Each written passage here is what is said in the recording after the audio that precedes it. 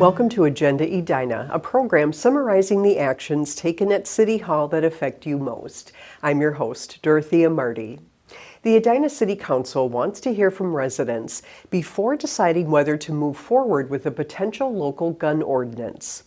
The discussion comes after the August mass shooting at Annunciation Church and School in Minneapolis, which prompted several Minnesota cities to call for updated gun laws at the state level. Some cities are exploring their own ordinances, but under current state law, known as preemption, cities cannot enforce local gun regulations. Earlier this fall, St. Paul approved a gun violence prevention ordinance that would only take effect if the state changes that law. Their ordinance would ban assault weapons, large capacity magazines, and binary triggers, prohibit untraceable ghost guns, limit firearms in sensitive public spaces, require clear signage in public facilities, and outline enforcement authority and penalties. Edina City Attorney drafted a similar ordinance for the council to review, but City Manager Scott Neal said staff could not support it because it would be unenforceable under current law. The preemption by the state government is pretty pervasive. I mean, it doesn't leave a lot of options for cities, so we're trying to study those and see what maybe other communities have done, other communities in Minnesota, maybe other communities outside of the state. Council members agreed to first hear from the community. A public hearing is scheduled for January 6th, giving residents a chance to share their views before any action is considered. You don't have to search through dusty archives to learn about the city's captivating past. You can experience it. The Edina Historical Society opened a new permanent exhibit last month called Edina From Farm to City, and it's already connecting visitors to days gone by. Edina TV shows us how.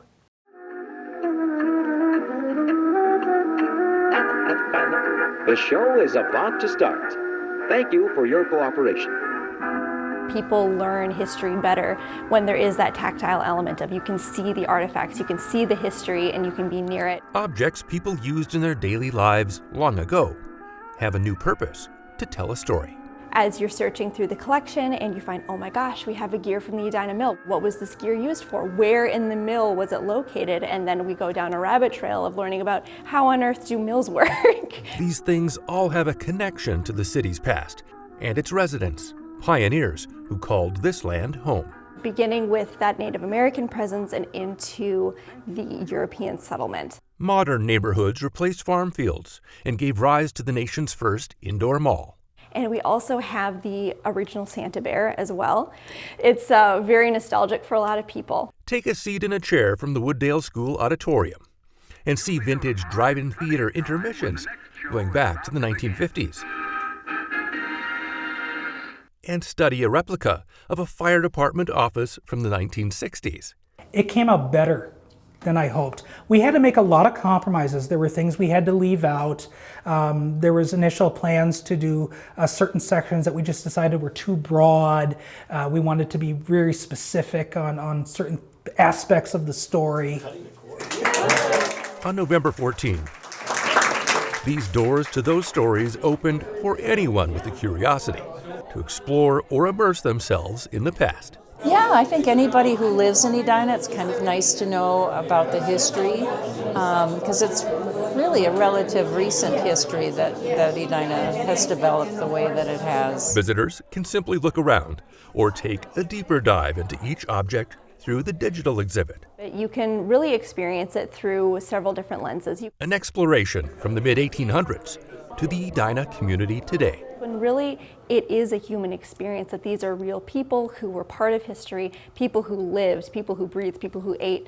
And when you see those objects, that really solidifies for you that this is something that they built, that they used, that was part of their lives. Please come back and visit us again. I'm Dan Carpenter for Edina TV. One of the new interactive exhibits allows visitors to take a mugshot using vintage equipment from the Edina Police Department. The Edina Historical Society is located at Arneson Acres Park. Admission is free during business hours, which are 10 a.m. to 8 p.m. on Tuesdays and 10 a.m. to 4 p.m. on Thursdays. The city is still committed to making the new 43-acre Fred Richards Park a wetland preserve, but officials are no longer pursuing the formal wetland banking process.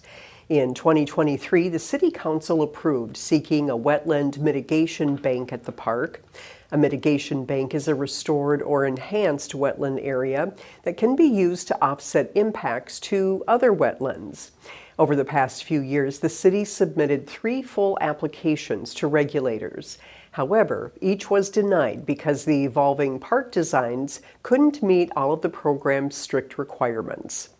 Last month, staff recommended withdrawing from the application process, saying further attempts would likely be costly and unsuccessful. Even so, the design of the 43-acre park will continue to center on creating a high-quality wetland preserve.